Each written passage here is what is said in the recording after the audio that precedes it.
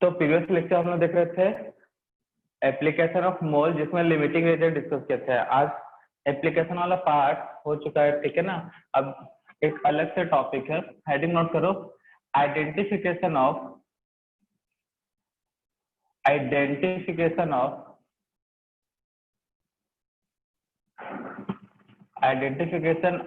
Molecular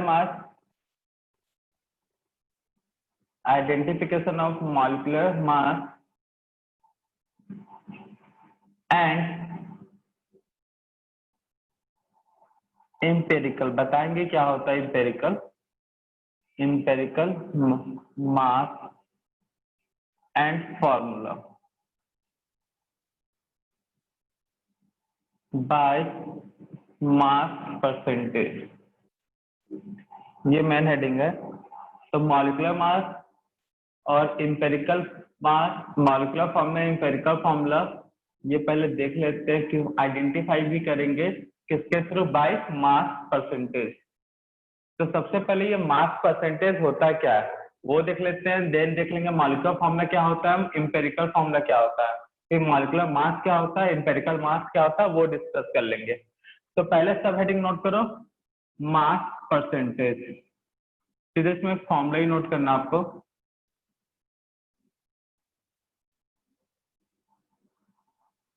summation of atomic mass of one element, summation of atomic mass of one element divided by molecular mass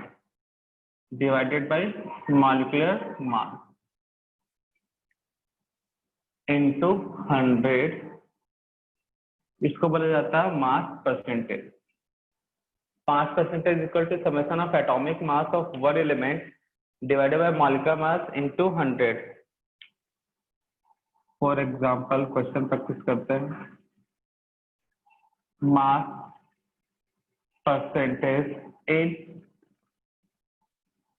percentage of carbon, hydrogen in CH4 methane. तो देखो यहाँ पे question बोला है mass percentage पूछा है carbon और hydrogen का इन CH4। तो मास परसेंटेज के लिए क्या पता रहना चाहिए, मॉलिक्यूलर मास। तो CH4 जो लोग क्लास में नहीं थे मॉलिक्यूलर मास वाले में देख लो भाई, मॉलिक्यूलर मतलब कैपिटल M, किसके लिए, CH4 के लिए। तो यहाँ पे भी मास कैसे निकलेगा CH4 का, तो कार्बन का weight, molecular weight, sorry atomic weight, और हाइड्रोजन का, तो हाइड्रोजन है 4 टाइम्स। एक कार्बन का वेट होता है, ये पीरियोडिक टेबल से याद रखना पड़ता है, ठीक है ना, याद रखना है इसको। कार्बन का एटॉमिक मास है 12, हाइड्रोजन का एटॉमिक मास 1, इक्वल टू कितना आएगा 16।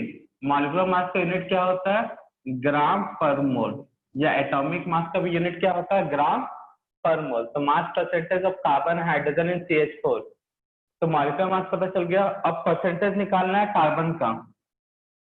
तो कार्बन परसेंटेज कितने, क्या करोगे, summation of atomic mass of one element. तो यहाँ पे एक ही एलिमेंट है तो भाई atomic mass of carbon divided by molecular mass of CH4। तो कार्बन का atomic mass 12, molecular mass 16 into 100।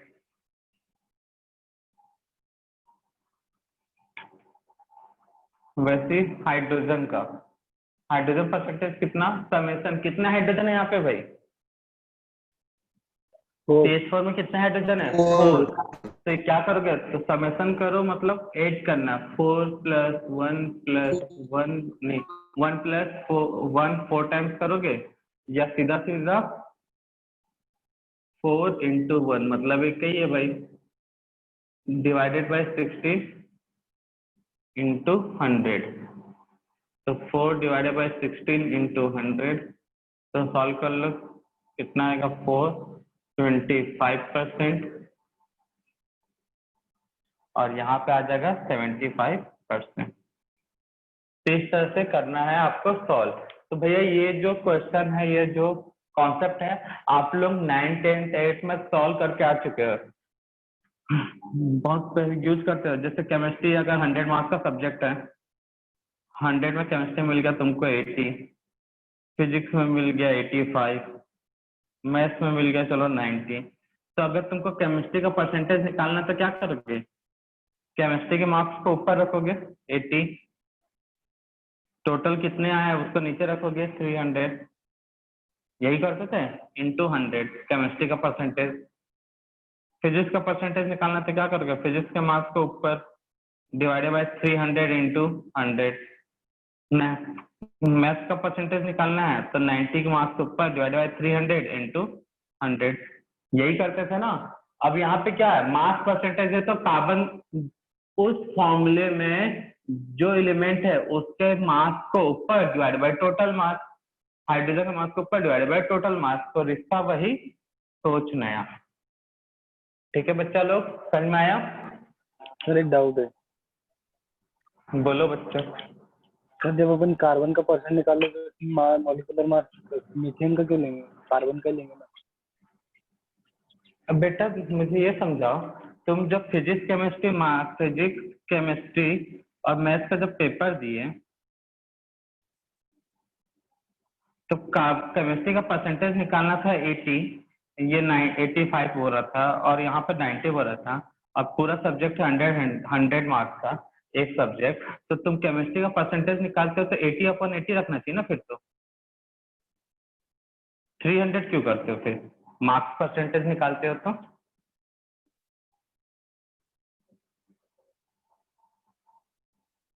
समझिए सर, बताओ। समझिए पूरे का लेना है बेटा मतलब। जो परसेंटेज है ना, बेटा जो परसेंटेज होता है ना, इन वो आपका 300 में केमिस्ट्री ने कितना कंट्रीब्यूट किया मार्क्स ये बताता है। तो यहाँ पे कार्बन परसेंटेज भी यही बता रहा है इस CH4 बनाने में इसका कितना कंट्रीब्यूशन है। ठीक है ना बच्चा? हाँ समझिए सर। इसीलिए बोला जाता है पढ़ना अलग है और उसको डेली मतलब जो लाइफ उसमें यूज करना अलग बात होता है। तो समझ में आया? तो यहाँ पे कार्बन इस CH4 बनाने के लिए कितना कंट्रीब्यूशन रहा कार्बन का? 75। और हाइड्रोजन का कितना कंट्रीब्यूशन इस CH4 बनाने के लिए? 25%। ठीक है ना? वैसे जैसे तुम्हारा स्कोर आता है, मार्क्स आता है, वो क्या बताता है, इतने मार्क्स का पेपर था, तुमने इतना गेन किया, मतलब तुमने इतना उस ओवरऑल सब्जेक्ट का इतना हिस्सा ही तुमने कवर किया है, ये इतना ही हिस्सा तुम समझ पाए हो, यही बताता है ना मार्क्स परसेंटेज। तो वैसा ही है मास परसेंटेज। इस CH4 के 16 ग्राम वेट को बनाने के लिए कार्बन का कितना वेट लिया गया है? कार्बन का कितना कंट्रीब्यूशन रहा? 75। और इस हाइड्रोजन का कितना रहा कंट्रीब्यूशन? 25। नोट करो जल्दी। नेक्स्ट क्वेश्चन है, find out the mass percentage of carbon hydrogen oxygen in C2O4H2 oxalic acid. तो सबसे पहले मॉलिक्यूलर मास बताना चाहिए, मॉलिक्यूलर या फिर मोलार मास भी बोल सकते हो, molecular mass of oxalic acid.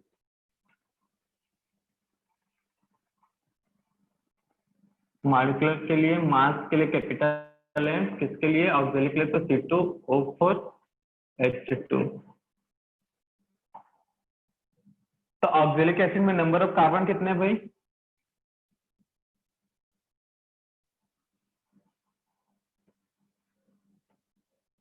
Carbon है 2, तो 2 इंटू कार्बन। हाइड्रोजन है 4, तो 4 इंटू हाइड्रोजन, सॉरी ऑक्सीजन है 4 इंटू करोगे, और हाइड्रोजन है 2 टाइम्स, तो 2 इंटू हाइड्रोजन। तो एक कार्बन का वेट है 12 प्लस हाइड्रोजन का ऑक्सीजन का वेट है 16, 2 इंटू 1। अब ये सब कहाँ से आता है? पीरियोडिक टेबल में दिया रहता है, ठीक है ना। और आपको 1 to 20 एलिमेंट तक, कम से कम बोल रहा हूँ, 1 to 20 एलिमेंट तक का सभी का 30 कर लो भैया। 1 to 30 एलिमेंट तक का एटॉमिक नंबर, एटॉमिक मास, क्या क्या बोल रहा है? Atomic number and atomic mass रटा होना चाहिए। तो molecular mass of oxalic acid तो कितना हो जाएगा यहाँ पे? 24, 64 प्लस 2, ये सॉल्व करोगे तो कितना आएगा भाई? 90 ग्राम पर मोल। 90 यूनिट है ग्राम पर मोल। तो मॉलिक्यूलर मास हो गया। अब निकालना है कार्बन परसेंटेज। तो summation of weight of carbon divided by molecular mass of oxalic acid. Hydrogen percentage, so summation of weight of hydrogen divided by molecular mass of oxalic acid. Oxygen percentage, summation of weight of oxygen divided by molecular mass of oxalic, और सब में into 100.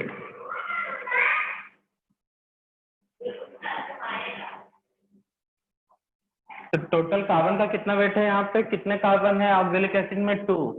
तो 2 into carbon wait है oxalic acid का 90 into 100. एक carbon का wait कितना है, 12. कितना हाइड्रोजन है यहाँ पे, 2. हाइड्रोजन का वेट 1, टोटल वेट है 90 इंटू 100. ऑक्सीजन का वेट कितना है, 4 टाइम्स है, हर एक ऑक्सीजन का weight 60 divided by 90 into 100. Solve कर लो भाई. 1 0 1 0 कैंसिल, यहाँ से 1 0 1 0 कैंसिल, यहाँ से 1 0 1 0 कैंसिल. ठीक है ना. अब बताओ कितना आएगा भाई.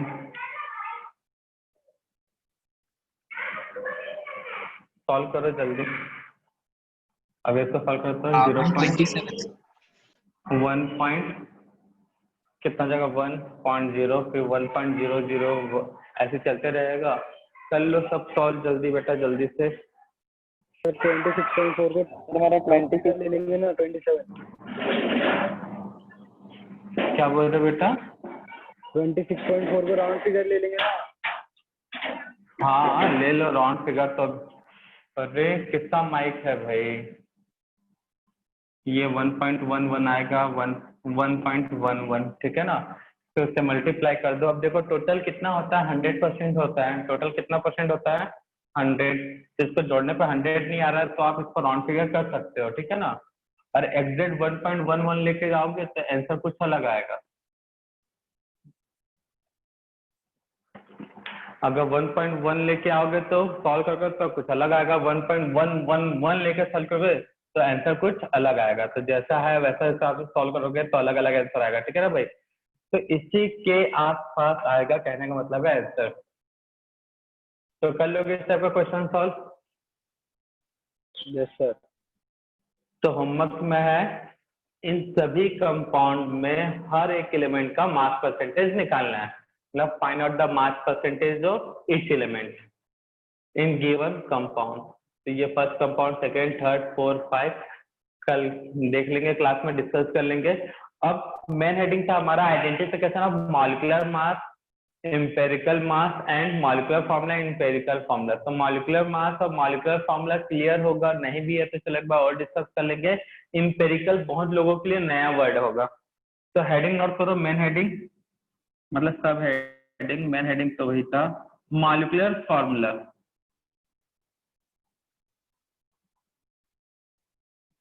तो मॉलिक्यूलर फॉर्मूला होता है क्या वो देख लो भाई.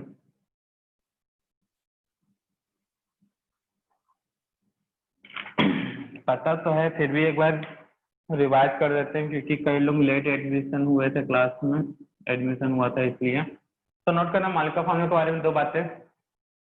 इस पे ऑलरेडी वीडियो अपलोडेड है. ठीक है ना. आपके प्लेलिस्ट देखना हमारे यूट्यूब चैनल पे. तो मॉलिक्यूलर फॉर्मूला नोट करो. It gives idea about,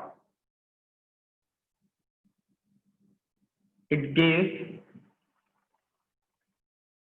idea about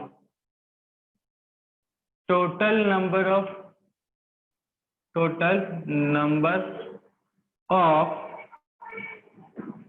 an element. It gives idea about total number of an element which is present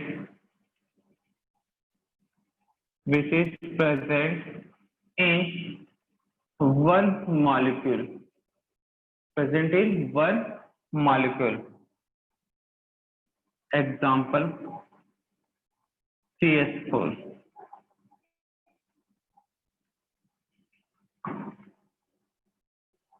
तो CH4 में कितने कार्बन भाई? Number of carbon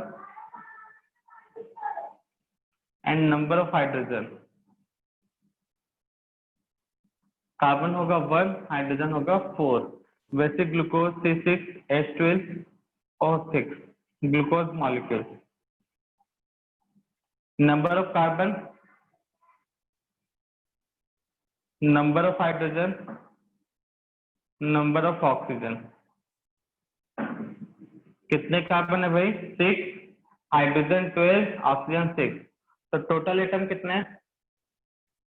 total atom या element यहाँ पे 5, यहाँ पे टोटल एटम और एलिमेंट कितने हैं?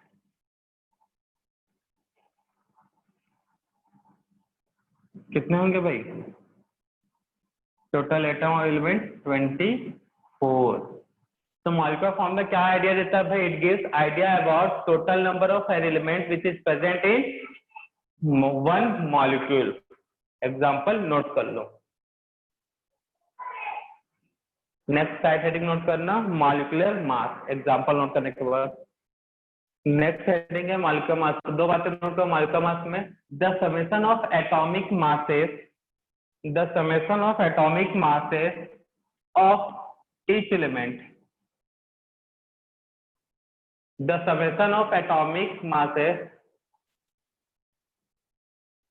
the summation of atomic masses of each element which is present in one molecule, the summation of atomic masses of each element, the summation of atomic masses of each element which is present in one molecule, which is present in one molecule is called molecular mass. Repeat कर रहा हूँ, the summation of atomic masses of each element which is present in